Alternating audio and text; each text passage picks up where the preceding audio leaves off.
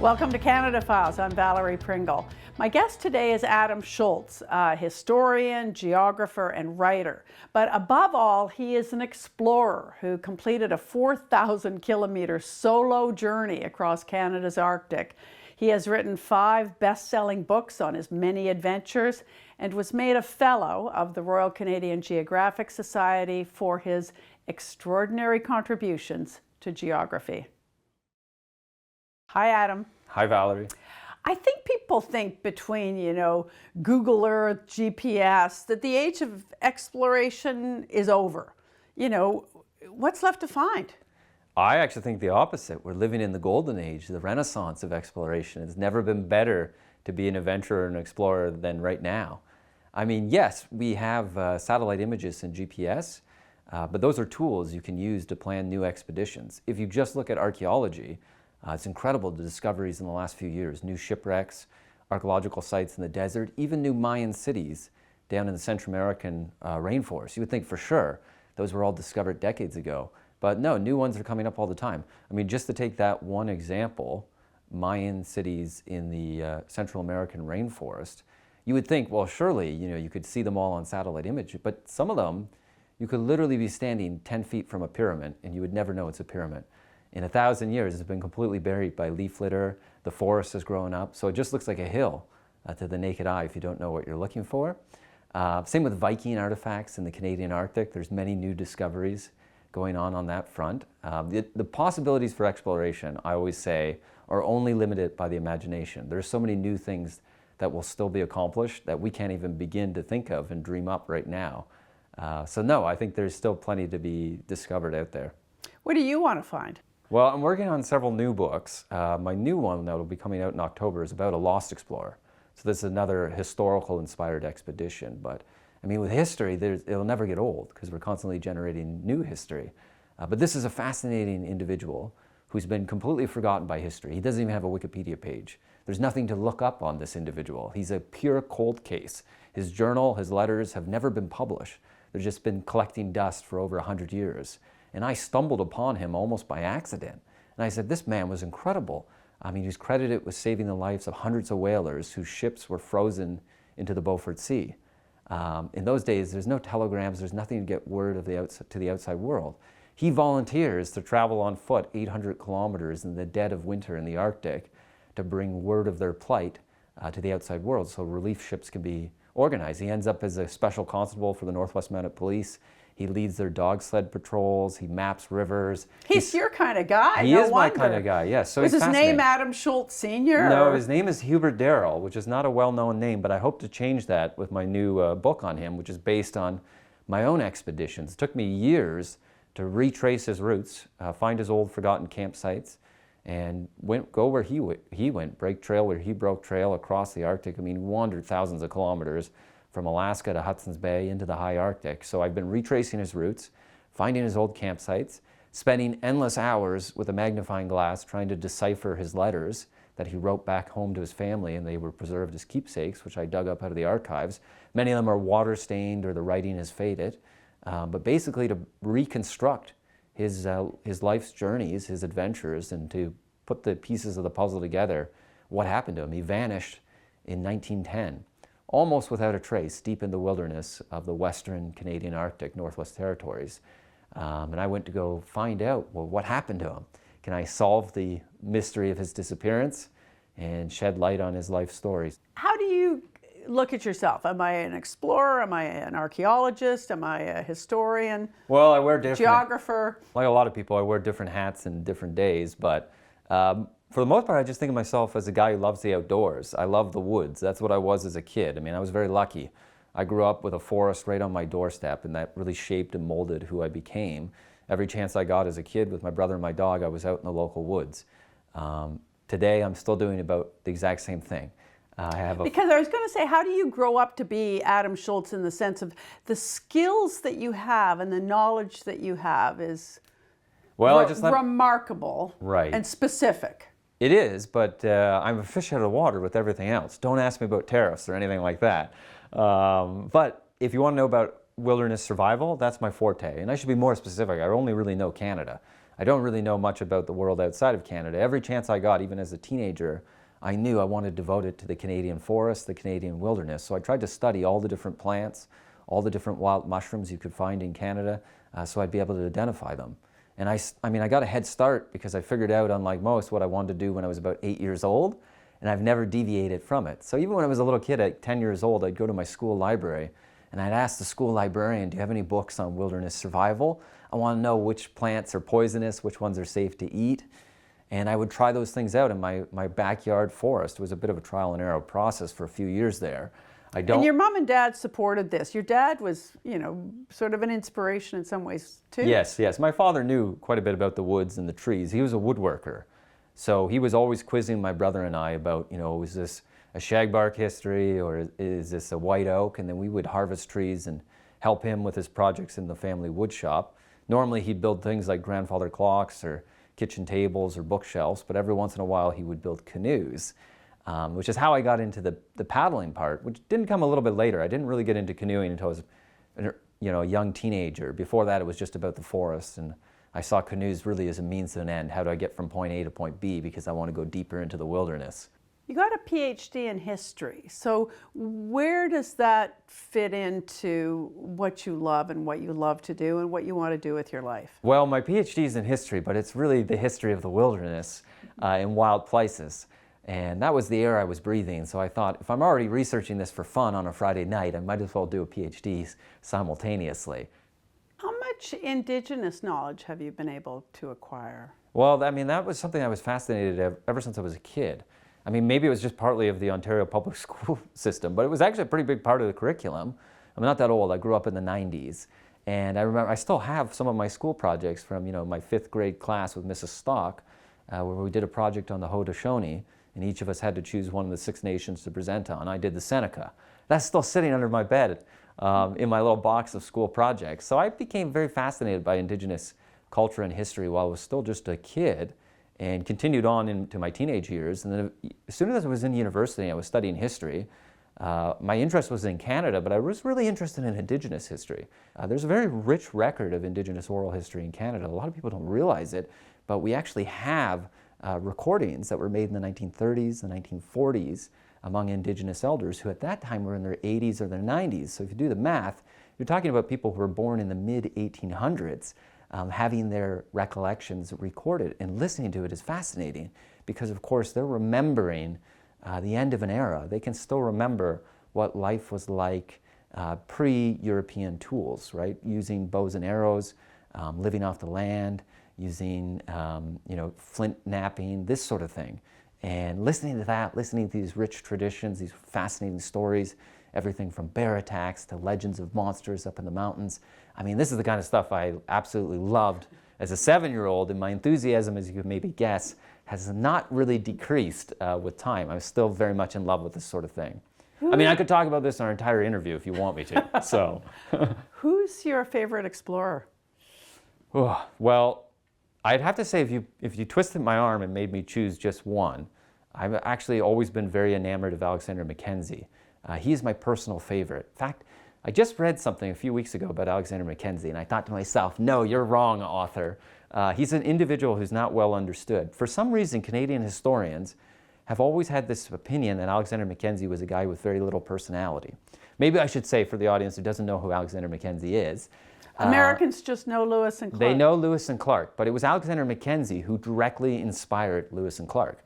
Literally, President Thomas Jefferson read Alexander Mackenzie's account of his expedition and said, I need to find someone to follow in this guy's footsteps and reach the Pacific Ocean. Yeah, so Lewis and Clark are actually 13 years after Alexander Mackenzie already reached the Pacific Ocean. And he did it over a more northern and more difficult route with a smaller party, almost on his own. Like, he's actually paddling his canoe with a handful of French-Canadian voyageurs and a few others. And he's just an absolutely fascinating individual. Your first book, I think, was what, Alone Against the North, that you talk about your trip up an unnamed river in the Hudson Bay lowlands. At first you went with a friend who basically couldn't hack it at all. I think represented most people going like, are you out of your mind? You know, between the bugs and the bogs and the, hideousness of it, you know, he quit. Yes. And you ended up continuing solo on this trip. So you recount this in this book. It's an amazing story. You know, what is your lasting takeaway from that? Why was that worth it? Oh, it was definitely worth it. I always laugh about that. That was my friend Brent. We still joke about that. He said he wants to come on another expedition. You know, we were halfway through that journey and he said, that's it, I've had enough. I want to be back home on my couch. I don't want to be sleeping out here in the subarctic on the coast of Hudson's Bay. And that put me between a rock and a hard place, because up until that point in my life, all my solo journeys were very brief. I would only go in the wilderness alone for 4 or 5 days at a time, and certainly not around polar bears. So I really didn't want to be there alone. But I thought, you know, if I quit and I go home and we never reach the river we came to explore, I thought that would be it. My career would go down the drain. I would never get another sponsorship from the Royal Canadian Geographic Society who would sponsor that expedition. So I thought, you know, this is agonizing, but I have no choice. I'm going to have to roll the dice and stay here alone in polar bear territory and finish what we set off to do, or else it's game over. Who knows? I'll have to end up doing something entirely different with my life. So I toughed it out and I stuck it out. And like many things, once you took the plunge, it wasn't that terrible. And I said, I kind of like this whole solo wandering around the wilderness. Before I knew it, I spent 4 months wandering across the Arctic. I kind of got hooked on it. So there's an upside to everything. I mean, I do expeditions still with my friends, and I love the camaraderie and everything else that comes with working with someone else. But every year I also do solo journeys, so I like both of them. The expedition across the Arctic, that was 4 months. You know, upstream the Mackenzie, upstream the Copper Mine, you know, ice-filled Great Bear Lake. You know, that was a hard journey. It was difficult, but I figured, yeah, the difficult things are the ones that are worth pursuing, right? I figured you only live once. It's probably crossed all of our minds. Why not canoe alone across Canada's Arctic? That's what I was thinking anyways. I mean, I spent all winter, the time I was living in Sudbury, and I'd be brooding over my maps, trying to strategize. I mean, I tried Googling canoeing alone across the Arctic. Nothing comes back, right? It's just not really a place canoes were ever meant to go. You're north of the tree line. You're up around the Arctic Circle. If you damage your canoe, the nearest birch trees are hundreds of miles to the south. Many of the lakes are still ice covered in July. The traditional method of travel in the Arctic is, of course, dog sleds. Or if you're not going to do that, maybe you'll cross-country ski or snowshoe. But I wanted to canoe there. And I was thinking, you know, maybe with warmer temperatures, maybe it's possible, maybe I can pull this off. I didn't know how long it would take. I thought psychologically I was prepping for 5 months. That's what I was thinking of in terms of food resources and rations and everything I was packing. But I found the idea something that I couldn't pass up. And I remember when I estimated, I thought, you know, I said to myself, there's only a 50-50 chance I'll actually pull this off. There's a good chance that winter will hit, and I'm only halfway across the Arctic because the wind or the ice has held me up and I just couldn't travel as quickly as I needed to. And I thought, well, that would be kind of embarrassing. Nobody cares about someone who canoed halfway across the Arctic. What a wimp. But I figured, you know, I can't live with the regret of not trying. So I spent all winter training, studying my maps, coming up with my plans, devising my route. And then in May, I set off. And that was the plan anyways. You know, it reminded me in some ways of that Matt Damon character in The Martian. You know, you just solve one problem at a time. I mean, there's so many decisions you have to make. Can I set out? Where do I camp? What's safe here? What do I do now? Just one thing after another. It's so true. To survive. Yeah, it's absolutely true. I mean, I don't really think of it myself unless I'm immersed in the moment. But those long journeys, they're very much intellectual problems. You're confronted with difficult decisions that you have to make, not every day, but every hour of every day. You have to make a decision. Do I go left or do I go right? Is it better to follow the north shore here? What's the wind doing? Is it going to shift on me? Will I be more sheltered if I take the south shore? Is there cliffs there? Will I be able to find campsites? Where am I going to make my next move? Is it better to portage here or should I try to run those rapids? I have to analyze this minutely. Can I get down through those rapids? I mean, if you're in Algonquin Park or something, maybe it's not such a big deal if you capsize your canoe and your car, the parking lot is 4 hours away. Out there, you're far away from any help, so the margin for error is small. And you have to make these decisions because, of course, if you always err on the side of caution, you will never get anywhere. Instead of a 4,000 kilometer journey, it's now an 8,000 kilometer journey because you don't want to leave land. You're tracing out every shore. So, I mean, yeah, there's constant decisions that have to be made. Do I camp here? Do I push on? If I push on, will I find anything better? Is there going to be a landslide? Does that bank look solid? There's tracks here. Is there going to be a bear? Would anyone know if you died? Well, eventually, I hope someone would notice. Nowadays, I think my wife would probably notice. Well, it'd be a while though, right? Even today, communication is patchy, right? There's no, your phone won't work, so you're relying on satellite communications. And in my case, I'm traveling alone and I have to travel light, so I don't have endless batteries to work with. I usually, if I'm on a journey nowadays, will try to check in with my wife every 3 or 4 days or so. She's remarkably nonchalant. Sometimes it's like I'm going to check in 4 days later and I call and she doesn't pick up. I was busy. But it's slow and steady is your view. Tortoise hare Absolutely, is your yes, philosophy yeah. of life. Yes, yeah. Well, when you're doing a journey, yes, you have to take the slow and steady approach. Although, otherwise, I'd never get across the Arctic. I mean, it would have seemed so overwhelming, so daunting. How am I going to cross 4,000 kilometers alone in the Arctic? So I didn't really think of it as a 4,000 kilometer journey. Psychologically, I broke it up into maybe a dozen different sections. Like if I can just get through the Richardson Mountains, if I can just get up the Mackenzie River, if I can just reach the coast of Great Bear Lake, that is a journey in itself. So I would think of it that way, and kind of like that donkey with the carrot and the stick, I'd give myself rewards. Like if I can get to my campsite tonight, I'm going to eat a power bar and it's going to be the most delicious thing I've ever tasted. Your attitude. Maybe I'll have a second cup of tea. I mean, it's amazing. Was keeping yourself positive. You go, oh, well, I'm swarmed with bugs, but the wind has gone down. Yes. Or, oh, it stopped raining, but, there are no forest fires. I Well, couldn't believe it. The power of positive thinking in the face of what most people would It's true. I mean, I think there's an upside. crumble under. There's an upside to pretty much anything, right? And that's my philosophy in the wilderness. No matter what happens, you have to look on the bright side. Find something to be grateful for. If it's raining, I tell myself, well, it's been raining for 3 weeks straight. I've run out of dry clothes. Every morning at 5 a.m., I'm putting on wet underwear, wet socks, and crawling out into the frosty morning. But on the bright side, at least I don't have to worry about forest fires, right? And when I'm wet, I tell myself, well, this is kind of a good thing because it keeps me wanting to move quickly so I don't get cold. So it's helping me maintain my pace. If the wind is against me, it usually blows away the bugs. Everyone's had that experience where you wake up in the morning, the first thing you always do is you check on your food rations, what happened to them in the night. You look out and sure enough, a wolverine has come and eaten all your food rations. But you tell yourself, that wolverine has really done me a favor. That's a blessing in disguise. That's going to make the portaging so much easier. There's nothing to carry now, right? So pretty much any scenario I'm in out there, I will try to say, what is the upside? And I try to do that in life too.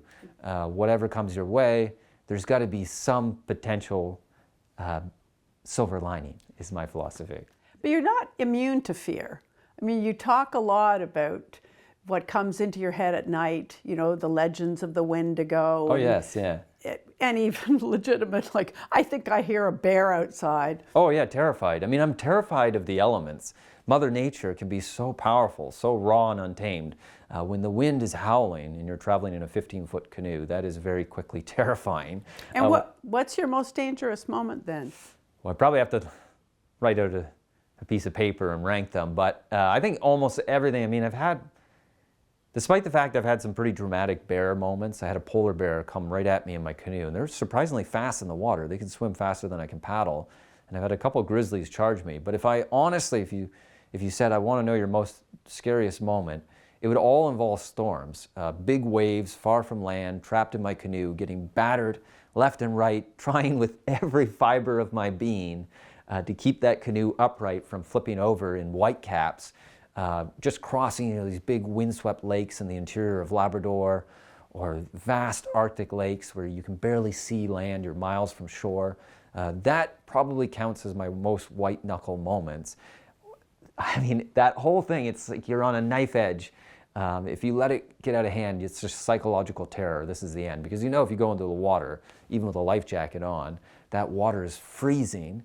Probably the temperature is hovering right around 0 degrees Celsius. So hypothermia is going to set in within 15 minutes. I'm going to start to lose feeling in my extremities. Even with the life jacket, I'm going to seize up. I won't be able to swim to shore. That means it's absolutely imperative that I don't make a mistake here. I have to ride these waves just right. How much has, being married and 3 little boys changed your life? Well, Crimped the style of the explorer? it hasn't really. I mean, we look at it as my livelihood, and I have a family to support. So if anything, I feel the pressure more to keep doing expeditions. I mean, I'd be happy to transition to something else, but nobody gives me any job offers because ultimately I'm a self-employed adventurer. As improbable as that sounds, it astonishes me more than anyone. I haven't had a real job since my mid-20s of making my living through basically doing adventures, expeditions, guided hikes, writing my books. And until someone comes knocking on my door to give me a real job, I'm basically stuck in this dilemma. But it's interesting because people talk more and more about nature deficit and how our children just don't know the woods. They don't know how to get outside and be outside. Yeah, it's true. I mean, I think everyone would be less stressed, more relaxed, and a little happier if we could all get a little more nature in our lives. I mean, I think it's, I always say I'm lucky, I'm spoiled. I have a stress-free job. I don't envy people who have to answer emails and deal with 9 to 5 and all this. Being out in the wild, I mean, I think it speaks to something in almost all of us. If I was Prime Minister for a day, I would say our national priority should be to have a nature park within a 10-minute walk of everyone's residence in the country. I think that's essential. It's not enough to be able to get in a car and drive somewhere or get on a subway. I think it has to be within walking distance of everyone's front door, 10 minutes away. Of course, we should preserve those amazing, vast, wild places in the north, but I think it's essential that even in the hearts of our biggest cities, Toronto, Montreal, Vancouver, or wherever people live in the world, because I think this is universal, they should have nature parks they can escape to.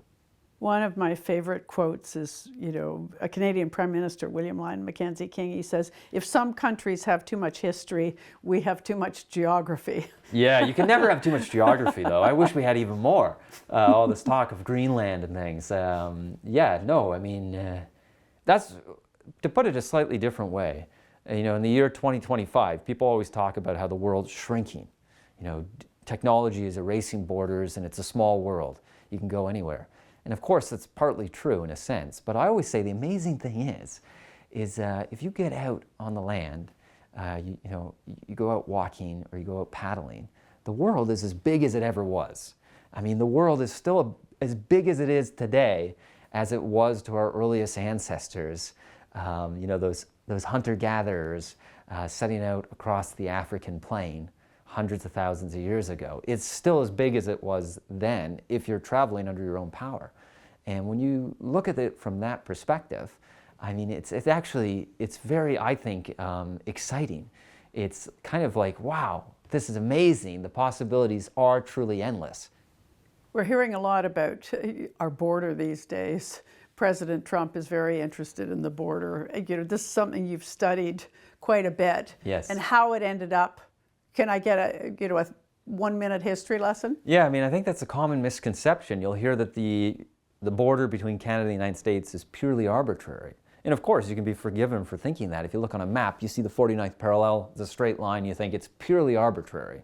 But it's not. It actually reflects the natural contours in the land. By and large, if you look at a watershed map of North America, you will very quickly perceive that the 49th parallel largely mimics it. Not precisely, because of course that would be impossible, but generally speaking, on the north side of the 49th parallel, the Canadian side, most of the rivers are flowing north to Hudson's Bay.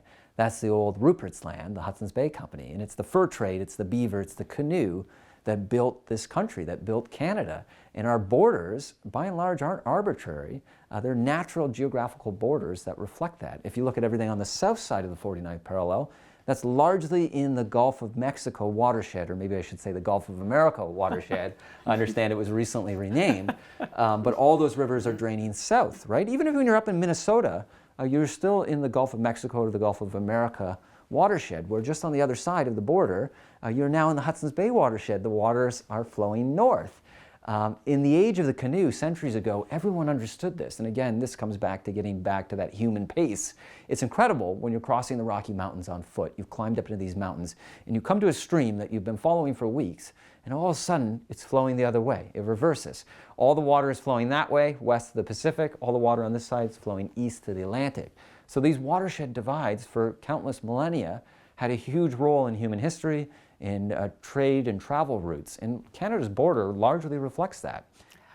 Final question. What does being Canadian mean to you? What does being Canadian mean to me? Well, you know, I think a lot of national identities around the world are tied to a sense of place. So to me, I mean, Canada's soul, Canada's beating heart is our geography, our northern geography, our rivers and lakes, our seasons. That to me is the essence of the Canadian identity. And what gives Canada unity. And that sort of northern geography, the change in daylight that we just sort of think everyone has, but they don't.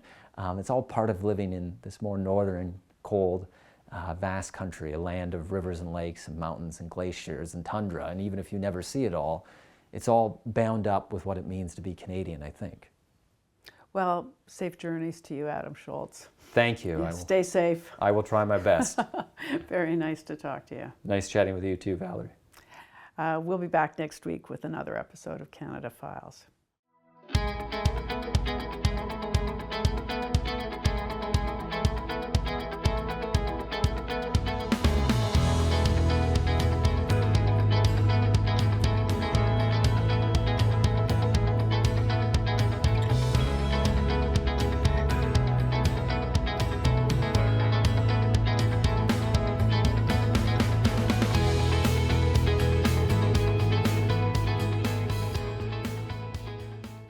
The preceding program was made possible through the generous support of Mary Davey, as well as the following donors: Ted and Alice Kernahan, the Linwood Family Foundation, Jim and Sandy Triliving, the Browning Watt Foundation, Richard Pilosoff, Michael McCain and family, Richard Wernham and Julia West, David and Cheryl Carr, Clinch House Foundation, Bryce and Nikki Douglas, the 63 Foundation, Tony and Sherry Fell, the Sheila and David Wilson Foundation, and by the Central Canadian Public Television Association.